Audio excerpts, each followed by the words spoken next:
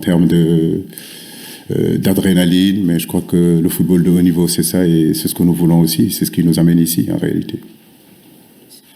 Bonjour coach, c'est Mariam Ndiaye du journal Les Échos. Bonjour. Coach, donc on parle de match à guerre, d'autres parlent de match difficile. Que représente ce match-là exactement pour vous? Le football, c'est pas la guerre. Ça c'est clair et net. Personne ne va mourir sur le terrain, du moins c'est ce que j'espère. Mais effectivement, c'est un match très important pour cette génération-là qui, cette année 2022, est en train de faire vraiment des choses extraordinaires, exceptionnelles. Nous avons envie effectivement de continuer cette aventure-là, à nous de bien préparer lucidement et surtout sereinement ce match-là. C'est un match qu'il ne faut pas aller la fleur au fusil. Il faut préparer cette victoire-là et surtout jouer de la première jusqu'à la 90e ou 95e minute. Nous savons que nous sommes capables de marquer dans n'importe quel moment de ce match-là. Mais c'est surtout de bien réfléchir à ce match-là et le jouer avant même de parler de victoire, mais surtout jouer le match d'abord. Il faut jouer. Alors, il ne faut pas que l'enjeu l'emporte sur le jeu. Et je crois que ce que je demande à mes garçons, c'est surtout de se concentrer sur le jeu pour pouvoir nous donner les moyens, effectivement, de gagner le match. Please, photographer, the time is over. Please, thank you. Please. Bonjour, David Kalfa de Radio France Internationale. Aliou, est-ce que les supporters sénégalais pourraient accepter et comprendre que le Sénégal ne passe pas, vu son nouveau statut et l'expérience acquise lors des précédentes compétitions? Et est-ce que ça rajoute une pression un peu plus négative sur vos épaules? Écoutez, je suis issu d'un pays où on n'aime pas la défaite. On est un pays qui veut gagner. Je veux gagner. Le peuple veut aussi que son équipe gagne. Les joueurs ont envie de gagner. Bien sûr que ne pas passer, ce serait quelque chose de difficile à digérer. Maintenant, on reste dans le cadre du football. Je crois que ce qui est important, c'est de faire le nécessaire et surtout nous donner les possibilités de pouvoir gagner. Aliou, bonjour. Olivier Pron, RFI. Je suis là. Olivier. Aliou, vous avez déjà disputé des finales cette année. Elles sont toutes allées au tir au but. Ça veut dire qu'il y avait match nul. Demain, ça ne suffira pas. Comment trouver les mots pour justement avoir ce supplément d'âme et se dire il va falloir gagner. Demain, il faut prendre, comme disent les footballeurs, les 3 points.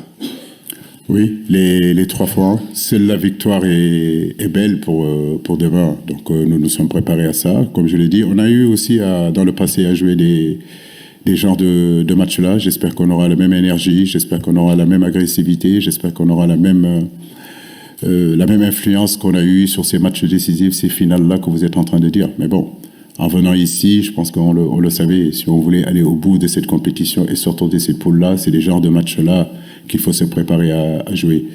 Mon équipe est expérimentée, il y a des jeunes joueurs aussi qui sont là, qui sont à l'habitude aussi de ces genres de défis, ces genres de matchs-là.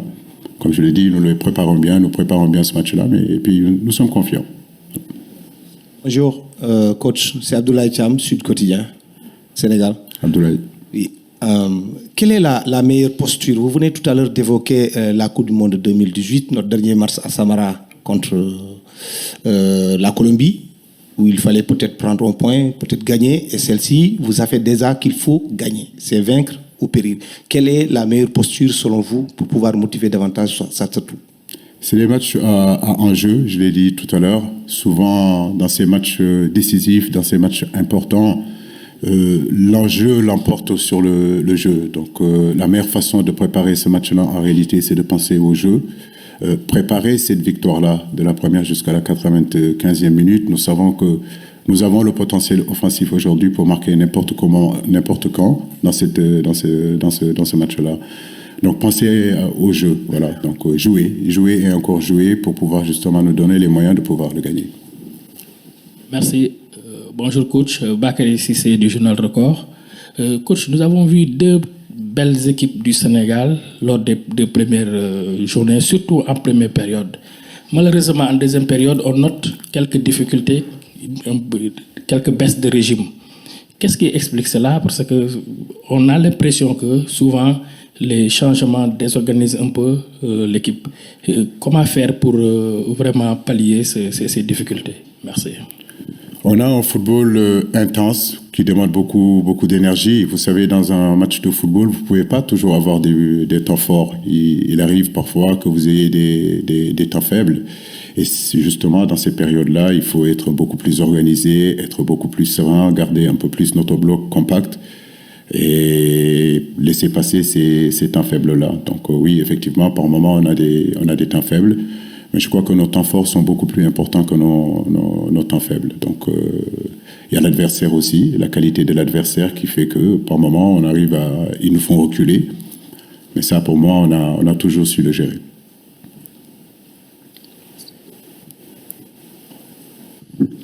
Bonjour coach, Fouad Smaïl de RixFM. Je vais revenir sur le 2018, cette élimination contre la Colombie. Qu'avez-vous appris de cette expérience? Surtout que c'est toujours une équipe ou une sélection sud-américaine. Surtout que le Sénégal a toujours trouvé des difficultés contre les équipes sud-américaines en Coupe du Monde.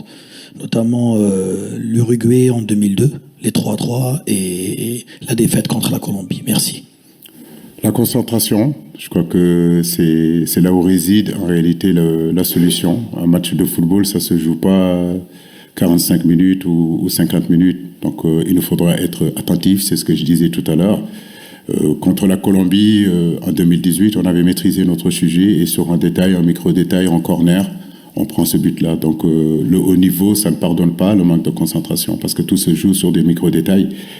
Et demain, j'espère qu'on restera vraiment super concentré, hyper concentré, parce que c'est une équipe très dangereuse, capable aussi de marquer. À nous de ne pas faire de faute, à nous de ne pas donner le bâton pour qu'on nous punisse. Donc l'expérience qu'on peut avoir de cette rencontre contre la Colombie en 2018, c'est qu'il nous faudra davantage de concentration. Bonjour coach, Ndeye Dom Diouf, Radio Sénégal RTS. Face au style sud-américain, fait d'explosivité, de vitesse d'exécution et de rapidité et d'impact physique aussi, qu'est-ce que vous allez privilégier demain pour leur faire face, l'explosivité avec les jeunes ou bien l'expérience avec les cadres? Les deux, on va allier les deux parce qu'on a une équipe aussi avec des garçons qui ont cette caractéristique que vous venez de citer.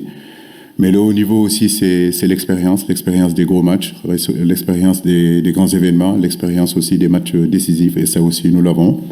Je l'ai toujours dit, nous avons constitué une équipe homogène, une équipe qui allie expérience et jeunesse, mais tous demeurent des compétiteurs de haut niveau. Et demain, je sais que cette fibre-là, cet ADN compétitif, ils l'auront. En espagnol, Diego Macías, de Olé, acá. Here. ¿Alguna preocupación en especial el nivel de Ener Valencia? Est-ce que vous avez des préoccupations s'agissant de Valencia qui est blessé? Donc, Valencia ne jouera pas le match de demain. Ah bon? Il jouera pas? Si va a tener alguna preocupación especial con Ener Valencia, con el delantero ecuatoriano que está teniendo un muy buen nivel. Préoccupation s'agissant de ce joueur Valencia, donc Ener Valencia, qui sera peut-être ou peut-être pas là demain. J'espère qu'il ne sera pas là.